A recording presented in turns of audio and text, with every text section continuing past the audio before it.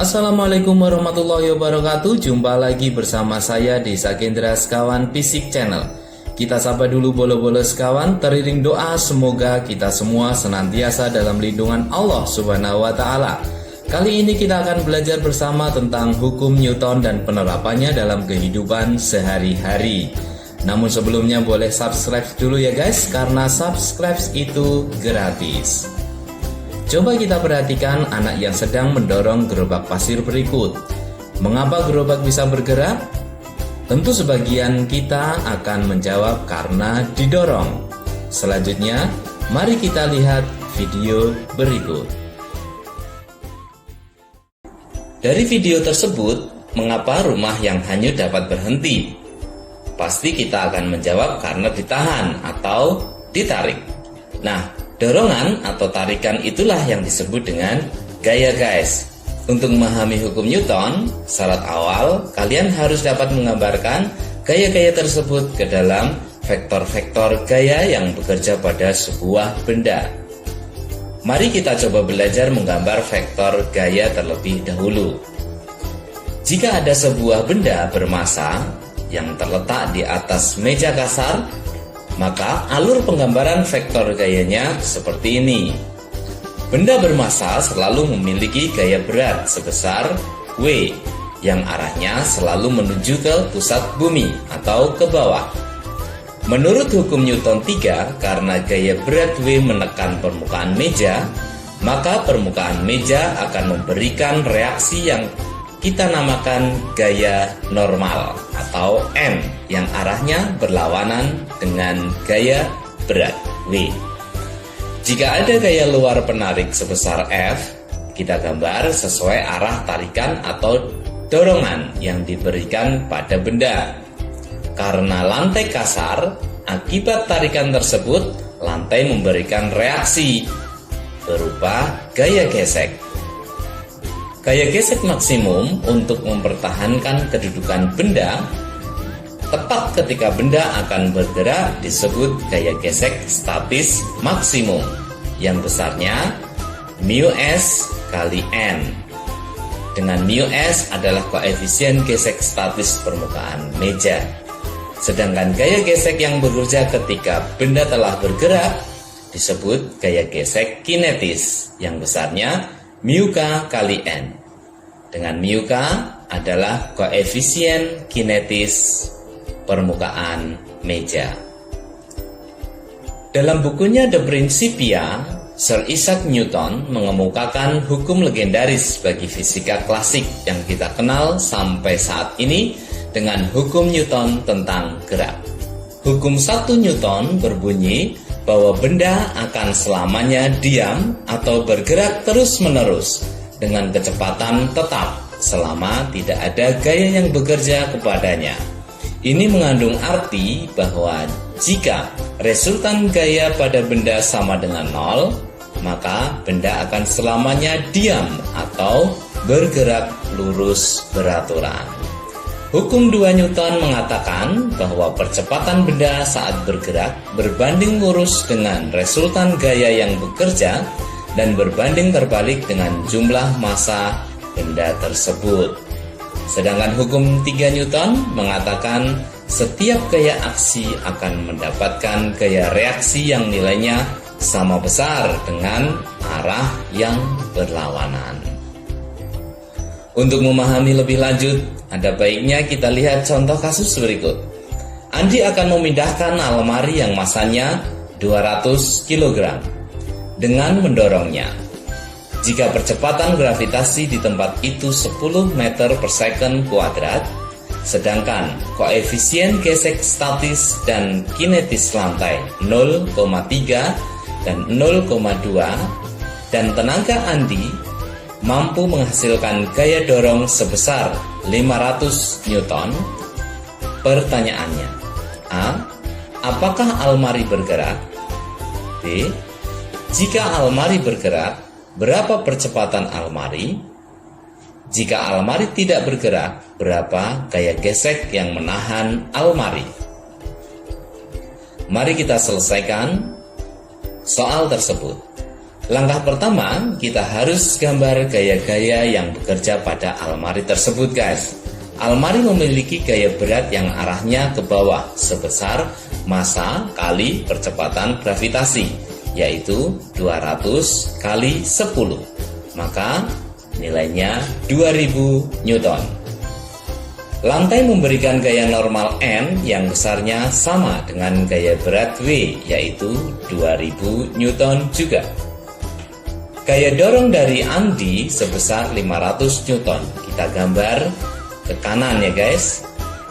Gaya gesek berlawanan dengan arah kecenderungan benda bergerak, yaitu ke kiri. Untuk gaya gesek statis maksimum sebesar μs kali N, yaitu 0,3 kali 2000 Newton sama dengan 600 Newton. Sedangkan gaya gesek kinetisnya jika almari bergerak sebesar μk kali N, yaitu 0,2 kali 2000 sama dengan 400 Newton. Dari vektor gaya yang bekerja pada almari, kita amati anak panah yang searah dengan geraknya saja ya. Dalam hal ini yang berwarna biru. Dari gambar tersebut dapat kita ketahui apakah almari bergerak atau tidak. Kesimpulannya, almari tidak bergerak karena gaya penarik atau pendorong kurang dari gaya gesek statis maksimumnya. Dan gaya gesek yang bekerja pada benda mengikuti hukum Newton 3 yang besarnya sama dengan gaya penariknya, yaitu 500 Newton. Selanjutnya, mari kita lanjutkan dengan studi kasus yang kedua. Contoh pada kasus 1, karena Andi kurang kuat untuk mendorong almari, maka adiknya membantu dengan memberikan gaya sebesar 300 Newton. Berapakah percepatan almari saat bergerak? Kita gambar lagi gaya-gaya yang bekerja pada almari tersebut. Ada gaya berat yang arahnya ke bawah sebesar 2000 Newton, dan ada gaya normal yang arahnya ke atas sebesar 2000 Newton juga. Ada gaya dorong Andi ke kanan sebesar 500 Newton dan gaya dorong adik ke kanan sebesar 300 Newton. Gaya gesek arahnya ke kiri, kita gunakan gaya gesek kinetis karena jumlah gaya dorong Andi dan adiknya 800 Newton telah melebihi gaya gesek statis maksimumnya yang hanya 600 Newton. Gaya gesek kinetisnya kita hitung menggunakan persamaan μk kali N sehingga didapatkan hasil 400 Newton.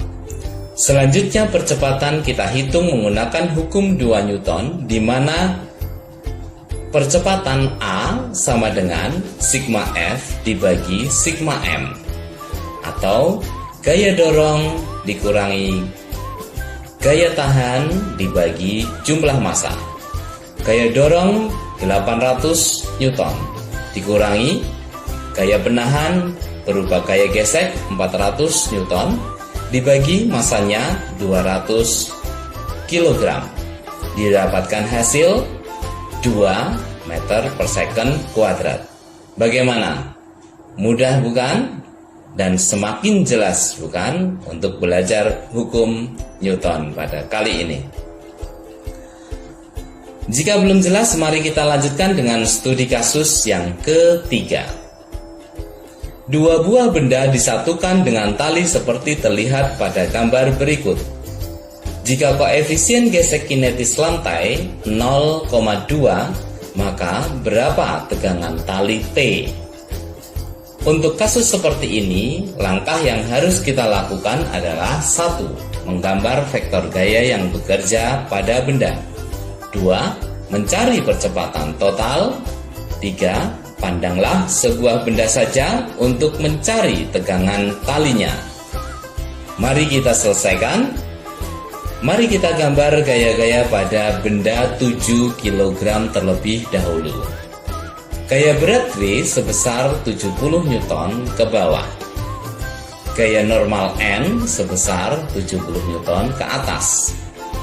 Gaya gesek ke kiri sebesar mu K kali N, yaitu 0,2 kali 70 sama dengan 14 Newton ke kiri. Selanjutnya pada benda 3 kg terdapat gaya berat ke bawah sebesar 30 Newton, gaya normal ke atas 30 Newton, dan gaya gesek ke kiri sebesar mu K kali N, yaitu 0,2 kali 30 sama dengan 6 Newton ke kiri. Percepatan total kita cari menggunakan hukum 2 Newton sebesar A sama dengan sigma F